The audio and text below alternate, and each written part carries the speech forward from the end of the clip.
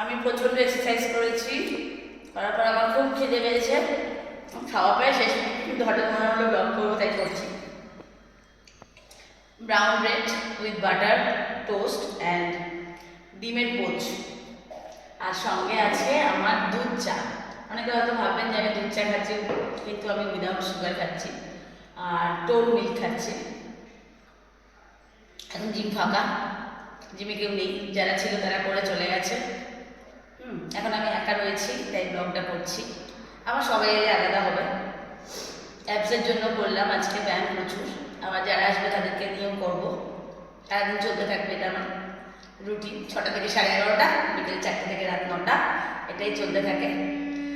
এক্ষুনি একদিন এসেছিলেন মিতালি ব্যানার্জি বলে দিদি আমাদের, উনি অফিস করেন, ওনার হাঁটুতে প্রবলেম আছে, কোমরে প্রবলেম আছে, কিন্তু তবুও উনি আসেন। প্রায় 52 ইয়ার্স ওল্ড, বাট তবুও উনি রোজ এক্সারসাইজ করতে আসেন। আপনারা যেটা ভাবছেন যে আজকে করবো, কালকে আসবো, পরশু আসবো, এইভাবে এটা ভাববেন না।